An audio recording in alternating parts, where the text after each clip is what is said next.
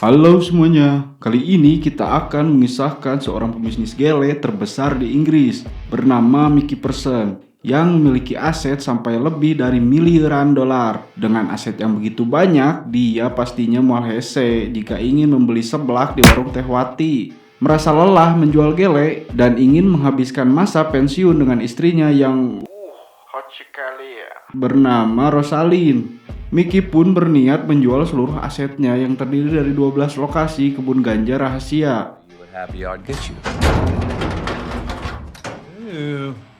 Delightful tool shed. Di mana wae itu teh, pastinya bukan di Ciwastra dan sekitarnya ya guys. Lanjut. Si Obos menjual sistem penanaman, sistem distribusi, sampai ke daftar pembeli kepada temannya bernama Matthew Barger dengan harga 400 juta dolar. Di tengah negosiasi keduanya, tanpa diduga masalah muncul satu persatu.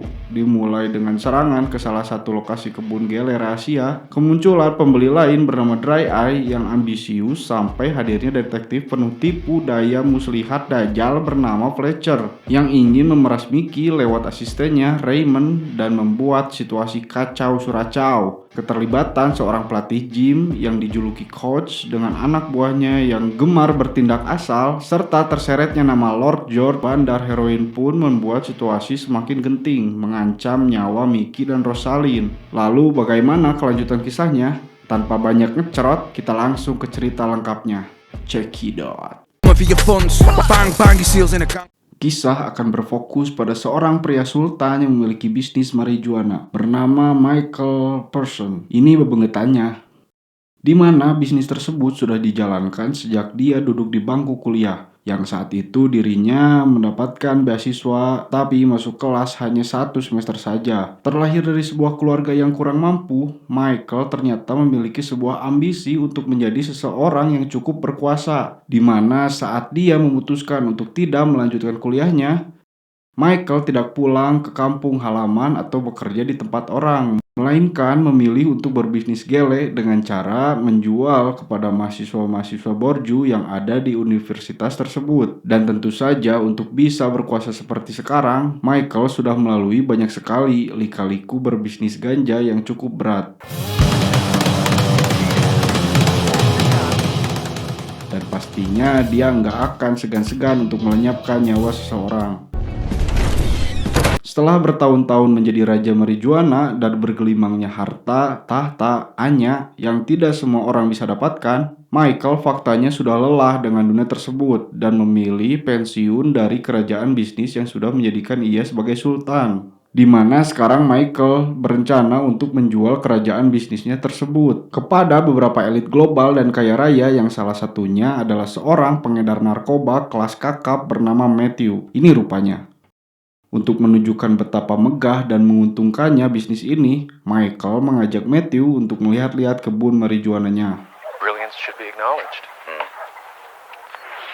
And there's public access even when it's supposed. Di mana si Matthew awalnya terkejut ketika melihat sebuah kontainer burik itu. It's as discreet, but enough foreplay, Michael. Dan menganggap jika si Michael hanya omong kosong saja. Show you what happy art gets you.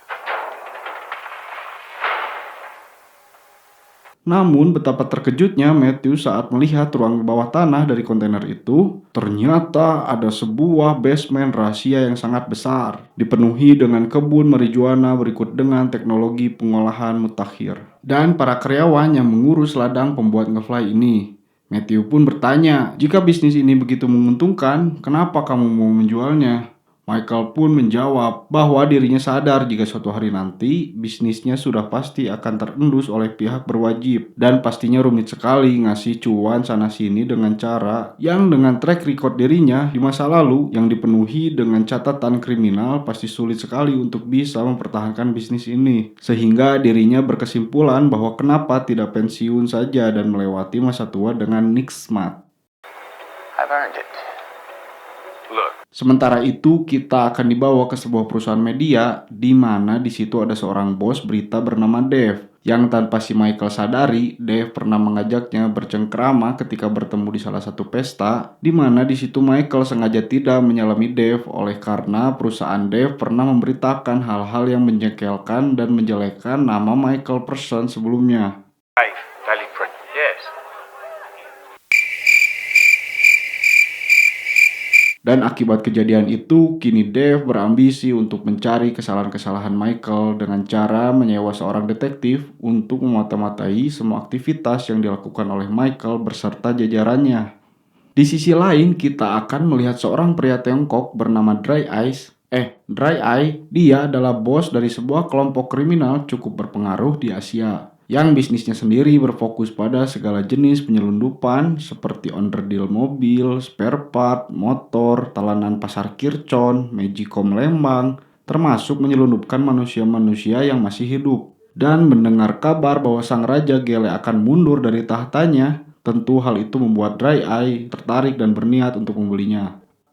Mari kita berpindah lagi ke kehidupan om saya si Michael. Saya perkenalkan dengan tante saya yang juga merupakan istri tercinta dari Michael, bernama Rosalind. Ini kecantikannya.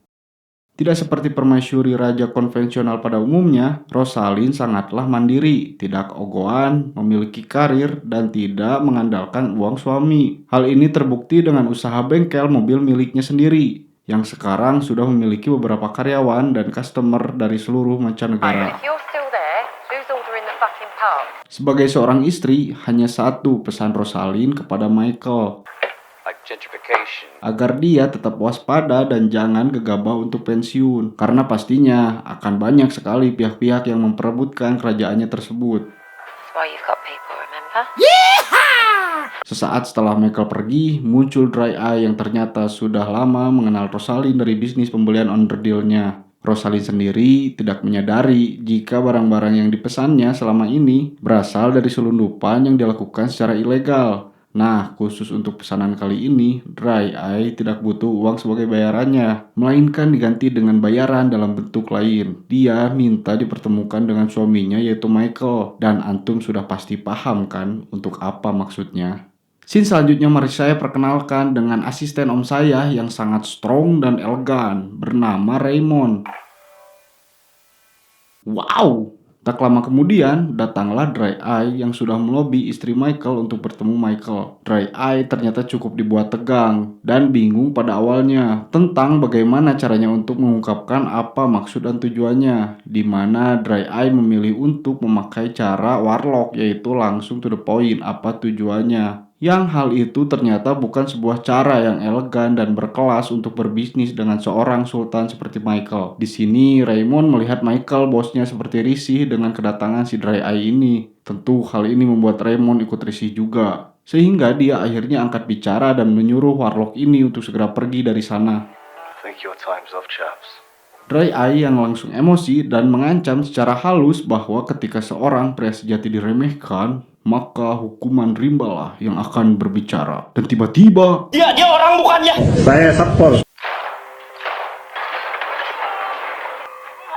does it? Not the way you came in, you deluded duck-eating cunt. There's only one rule in this fucking jungle. adegan barusan ternyata hanya ada dalam kepala Michael saja, untuk menggambarkan betapa psikopatnya dia ketika merasa tersinggung mendengar kata-kata ancaman dari si Dry Eye ini, di mana dengan usianya dan berkelasnya Michael yang sekarang, Michael memilih untuk tidak bertindak brutal dan lebih berkelas dalam mengatasi masalah. Tepuk tangan. Sementara itu, kita akan melihat sekelompok pemuda bertopeng yang masuk menerobos ke ladang Michael, entah bagaimana dan dari siapa mereka mengetahui lokasi ini. Tapi di situ tentu saja sudah ada para penjaga bisnis Michael yang sayangnya sudah aki-aki semua. Hey, Cesar! Sehingga membuat para pemuda ini justru semangat untuk merekam dan menghajar aki-aki tersebut. You lads fancy a warm-up? For you, jelly babies. On three, Just know that we're leaving the room with every last penny. They call me Ghost. Big elbow to the top of the dome. My name's Ernie. Si penjaga yang sudah babak belur pun mengadu kepada si Obos bahwa anak-anak muda itu sangat terlatih dan pastinya ada seseorang yang sangat terlatih juga di balik mereka semua. Lalu kita semua akan langsung dibawa ke seorang pelatih, pemilik sebuah sasana, kita panggil saja si coach. Hal itu dibuktikan saat ada kelompok anak muda yang tidak mau mengantri, dan ketika ditegur baik-baik, mereka malah mengacungkan sebilah pisau.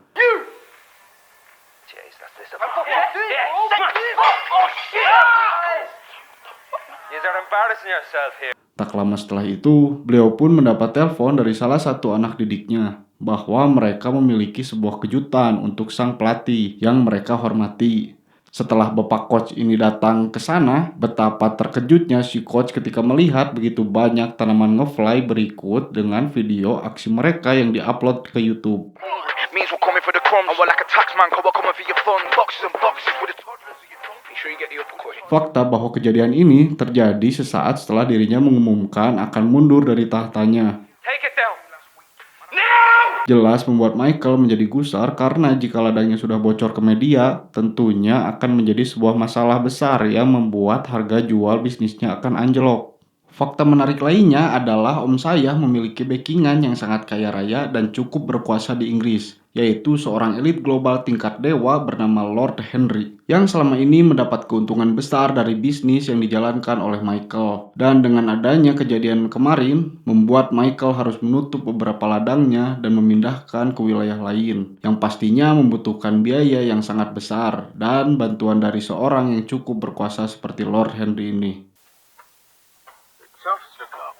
Sebagai balas budi, Michael pun menemui salah satu kerabat Lord Henry yang sedang memiliki masalah, yaitu tentang putri kesayangan mereka yang kabur dari rumah dan diketahui sudah kecanduan heroin. Dia bernama Laura. Saat itulah Michael mengutus Raymond, di mana dia terlihat sudah berada di apartemen tempat Laura bersembunyi. Ketika teman prianya menolak untuk membukakan pintu, maka jangan salahkan Raymond jika dirinya bertindak sedikit lebih kasar.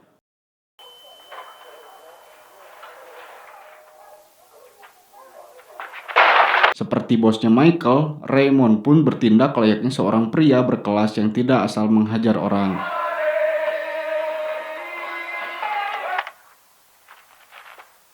Di sini Raymond secara baik-baik meminta Laura untuk pulang dan menyuruh teman-temannya untuk tidak menahannya atau ikut campur.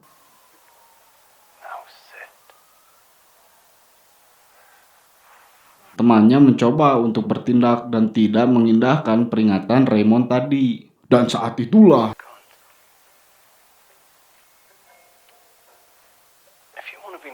Raymond mulai sedikit ganas dan menyuruh anak buahnya untuk memberi pelajaran kepada anak-anak pecandu yang tidak tahu diuntung ini. Di saat yang bersamaan, tepat di parkiran, kita akan melihat 3 anak muda baragajul yang tertarik dengan mobil keren kreditan milik Raymond. Yang di situ kebetulan ada sang supir yang menjaga di luar. Karena tidak ingin ada gangguan, si supir pun memberikan mereka uang agar mereka segera pergi dari sana, tetapi tiba-tiba...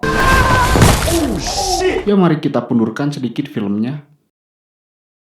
Ternyata ketika Raymond menyuruh anak buahnya untuk memberi sedikit pelajaran kepada para pemuda itu, si anak buah tak sengaja mendorong jatuh salah satu pemuda bernama Aslan Suraslan ini. Sehingga anak-anak baragajul di bawah langsung mengabadikan momen tersebut, yang tentu saja akan menjadi sebuah barang bukti yang berpotensi menyebabkan masalah untuk kedepannya. Tak punya pilihan lain, Raymond dan anak buahnya pun mendadak langsung berpencar untuk mengejar anak-anak badung tersebut. Raymond sendiri mengejar satu anak yang ternyata berlari ke sebuah lokasi berkumpulnya kelompok gangster, yang ternyata si anak adalah bagian dari geng tersebut. Dan seperti kebanyakan gangster yang legek dan ngajago, mereka pun berdiri bersama-sama untuk membuat Raymond kena mental. Raymond yang tidak ingin menambah masalah pun justru dengan baik hati menawarkan mereka uang untuk membeli ponsel tersebut. Dan dia akan langsung pergi tanpa mengganggu aktivitas mereka semua. Dan apa tanggapan anak-anak ini? Mereka justru dengan pedenya malah menyuruh Raymond pergi dan letakkan uangnya di bawah. Disusul dengan majunya salah satu dari mereka yang membawa golok agar Raymond takut. Ketika kesopanan sudah tak mempan, kini saatnya Raymond menunjukkan sikap seorang the real man yang sesungguhnya. Stop fucking around, cunt!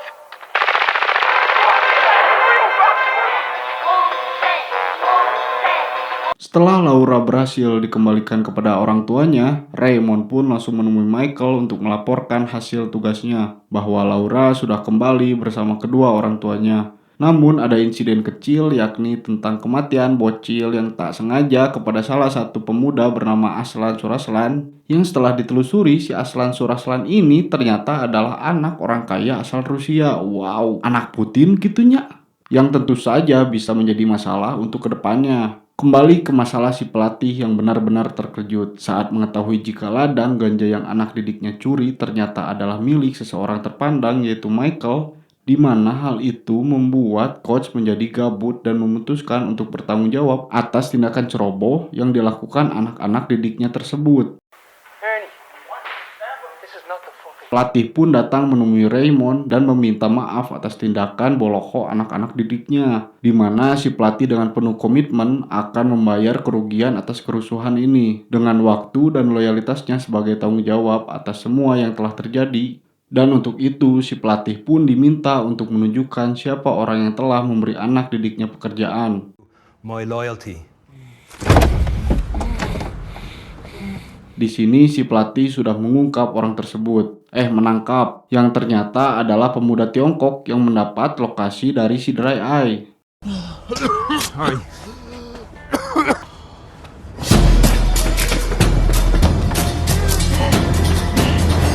Raymond pun langsung melaporkan hal itu kepada Michael, di mana dia berasumsi bahwa Dry Eye mungkin telah disuruh oleh senior mafianya bernama George. Ini bebenguknya. Ia merupakan seorang pria Tiongkok juga yang kebetulan memiliki bisnis heroin di salah satu wilayah Inggris. Tanpa perlu bukti lebih, Michael pun segera menemui George dan bertanya apakah benar dia yang telah menyuruh Dry Eye untuk mengobrak-abrik salah satu ladang bisnisnya. George yang bersikeras bahwa dirinya tidak tahu menau tentang hal itu, dan pada akhirnya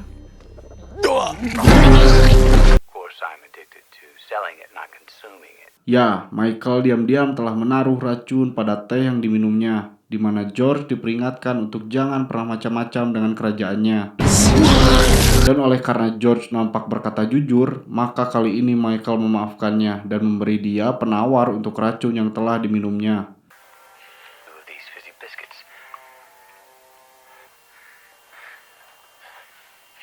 Setelah pulih, George pun segera menemui Dry Eye untuk memastikan apakah benar dialah yang telah mengganggu bisnis Michael, karena jika benar, itu merupakan sebuah tindakan yang beleguk dan sembrono. Dan atas semua tindakan tersebut, George pun menyuruh anak buahnya untuk membunuh Dry Eye. Tetapi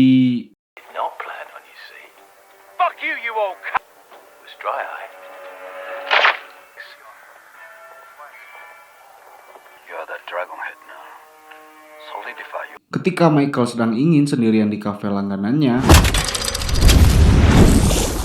sambil menelpon sang istri, saat itulah muncul seorang pria yang mungkin ini mah adalah orang suruhan dari Dry Eye. Di mana saat pria Rusia itu akan membunuhnya, datang Raymond yang langsung menembak dan berhasil menyelamatkan bosnya. Tepat di waktu yang bersamaan, Rosalind sang istri pun didatangi oleh Dry Eye yang dengan pede mengatakan bahwa dirinya akan menguasai bisnis milik suaminya, sekaligus bengkel tempat mereka duduk saat ini. Di mana Rosalind yang seorang istri sang raja Meksiko pun, ganja pun tentu sudah berbekalan pistol, lebih tepatnya pistol kecil yang nampak seperti mainan, sehingga itu dianggap tidak serius oleh Dry Eye. Dry Eye menyuruh anak buahnya untuk membawa dia keluar. Ternyata pistol yang nampak seperti cocokan tersebut ternyata adalah pistol asli.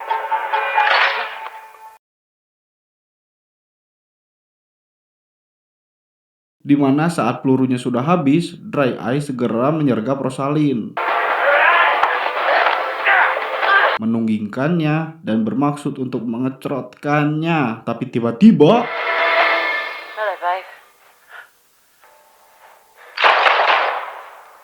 setelah semua ketegangan ini selesai, faktanya masih ada si detektif sewaan Dave, seorang bos media yang pundung kepada si Michael, di mana si detektif ini ternyata diam-diam sudah membututi semua aktivitas mereka. Dari awal dimulai ketika Michael bersama Matthew, digulingnya Aslan, si anak Rusia, sampai dengan sebuah rahasia tentang siapakah orang di balik Dry Eye ini. Ternyata There was an incident fam. Lord George. Matthew lah otak utama dari semua peristiwa yang terjadi ini, di mana dia sengaja bekerja sama dengan Ray Eye untuk mengutus si pemuda Tiongkok dan memperdaya anak didiknya si pelatih supaya mau mencuri beberapa ganja di lokasi ladang milik Michael, dengan tujuan supaya harga jual bisnis Michael menjadi murah. Semua ini dilakukan agar si Matthew hanya perlu merogoh kocek sedikit dari kantongnya tanpa harus membeli dengan harga sesuai kesepakatan di awal. Nah, rupanya si detektif ini ingin mengkhianati orang yang telah menyewanya, yaitu si bos Dave, di mana dia berniat ingin menjual semua informasi ini kepada Raymond dengan harga yang lebih tinggi daripada yang ditawarkan oleh si bos Dave. And I'm gone. Si bos Dave sendiri baru saja keluar dari gedung dan berencana untuk makan-makan bersama istrinya, di mana dia dikejutkan dengan kemunculan beberapa anak didik pelatih yang tentu saja ini semua adalah perintah dari Raymond.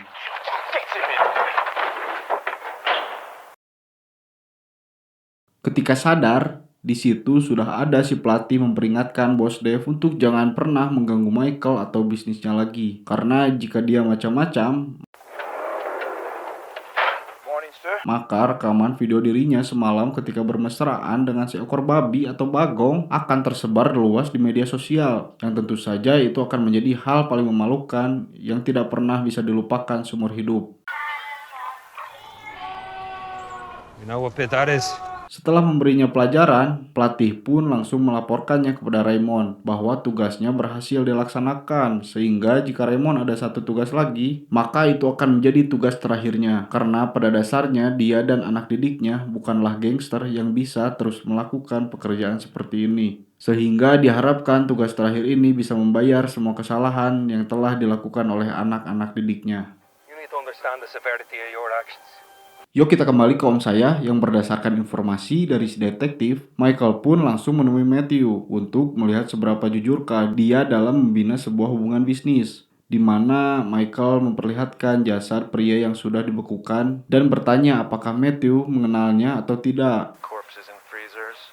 Who is this man? What's he? Awalnya Matthew menyanggah semua tuduhan itu, tetapi ketika Michael memperlihatkan rekaman video yang diambil ketika dirinya dan Ray Eye tengah bersama, jelas si Matthew tidak bisa berkelit lagi dan terpaksa mengakui bahwa dirinya otak dari semua konflik yang telah terjadi. Bagi rekan bisnis yang sudah cukup lama saling mengenal dan paham betul resiko seperti apa berkecimpung di dunia kriminal, tentu masalah seperti ini sudah sering terjadi dan Michael tidak mempermasalahkannya. Tetapi ketika istrinya dilibatkan, apalagi ada seorang yang berani menyentuh istri tercintanya itu, My wife! di mana Michael dari awalnya sudah sabar, kini akhirnya kembali beringas dengan mengacungkan sebilah pisau dan meminta Matthew untuk memotong 1 kilogram bagian tubuhnya. Terserahlah mau bagian mata, tangan, kaki, perut, pantat, atau apalah. Yang penting harus seberat 1 kilogram, karena jika tidak, maka kedua anak buahnya akan memasukkan Matthew ke dalam freezer. Di sisi lain, kita akan melihat si pelatih berhasil membawa si detektif ke hadapan Raymond, yang mana dengan fakta bahwa si bos Dave sudah diberi pelajaran dan tidak akan lagi mengganggu bisnis Michael. Jelas detektif tidak akan bisa lagi menjual informasi itu kepada siapa-siapa.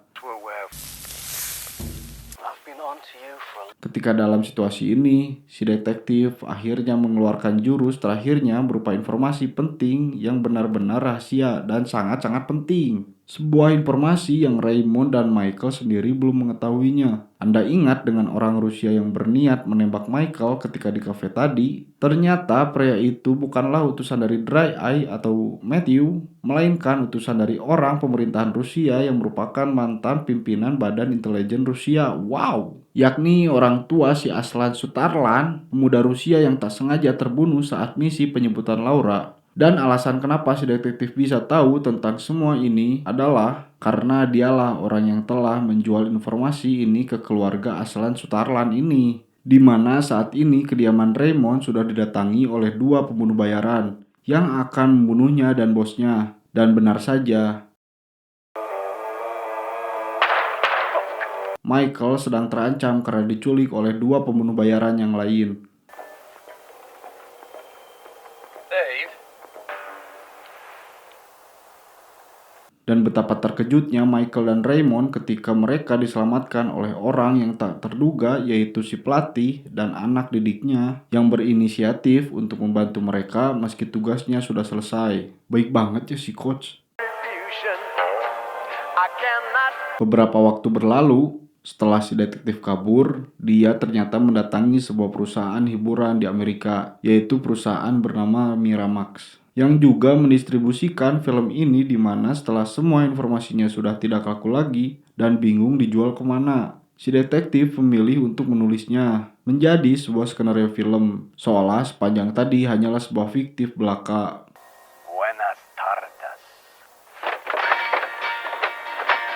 Setelah si detektif selesai ditangani, kini Michael bisa kembali hidup tenang. Dan sekarang saatnya untuk menikmati malam yang panjang sambil unboxing sang istri. Tamat, ending yang cukup pikasebeleun. Pesan yang bisa kita ambil dari film ini adalah jangan pernah menjual bisnis gele di Tokopedia atau Shopee. Saya dan jajaran direksi Damdam mengucapkan terima kasih dan sampai jumpa di video selanjutnya.